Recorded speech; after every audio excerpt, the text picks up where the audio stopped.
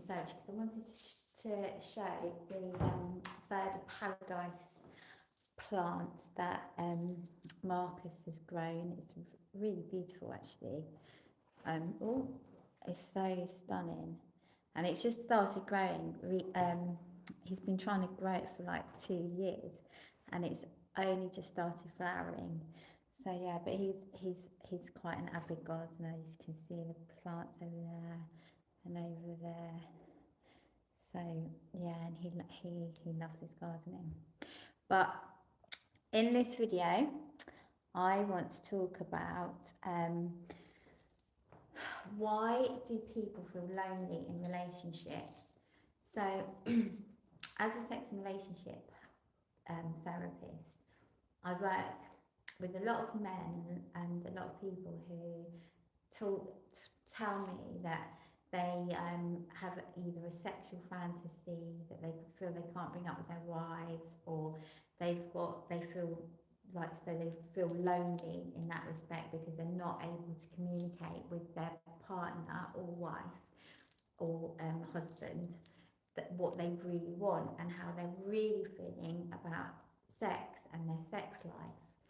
And so what happens is it comes out in different ways, and it can the moment you hide something in a relationship, or you hide or are lying or withholding information about what you really feel and your intimacy, is the moment you can create loneliness.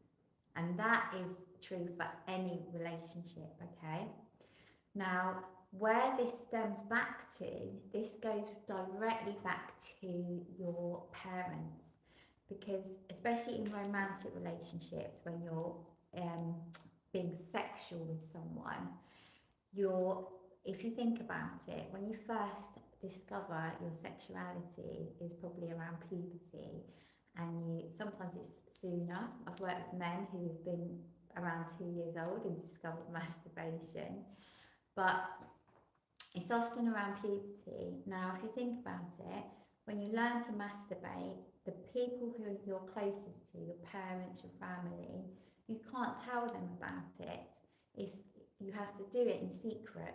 So you discover this amazing thing that you can have an orgasm, and maybe your penis gets erect or your vagina gets like really sensitive, and you discover these things about your body, and you can't share it with the most closest people to you because in society it's not seen as acceptable. Obviously some parents are more open, and actually there's a lot of research that shows the more open you are with your children in a consensual and healthy way, the more functional they will have sex later on in their lives.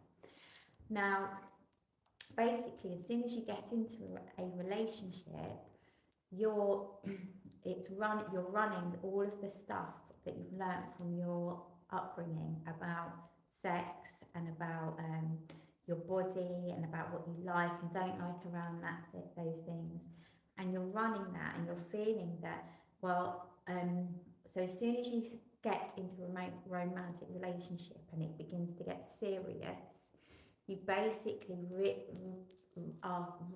your coding in your subconscious starts to run, and it starts to say, right, well, we can't talk about what we really like with this person because it's like our family.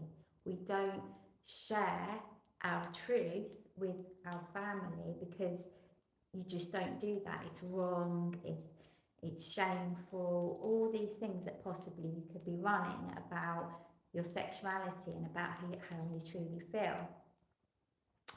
And that will keep running in a romantic relationship, in a marriage. When as soon as it gets serious, that's when that coding will kick in.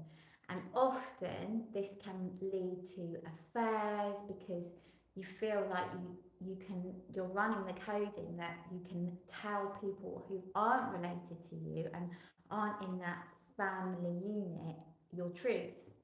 So then you can, so this can either lead to affairs, seeing prostitutes, or talking to webcam girls, or talking to people who are outside of your marriage or outside of your relationship about what you really want to do in the bedroom, or just holding it to yourself and keeping it a secret. This all maintains more and more loneliness in your relationship. And so to break that cycle of loneliness in a relationship, it is about being really honest and upfront about what you really like and don't like, and what you really want to do, because then you're showing yourself that it's okay to be honest with the people and person that you're closest to.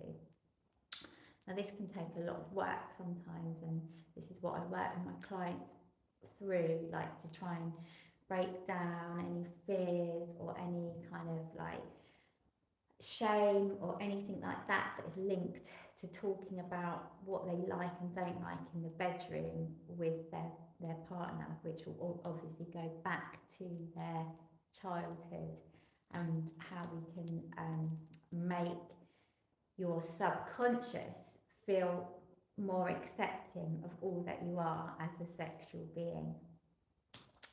So that's it for this live. As always, if you've got any questions about the work I do, or anything about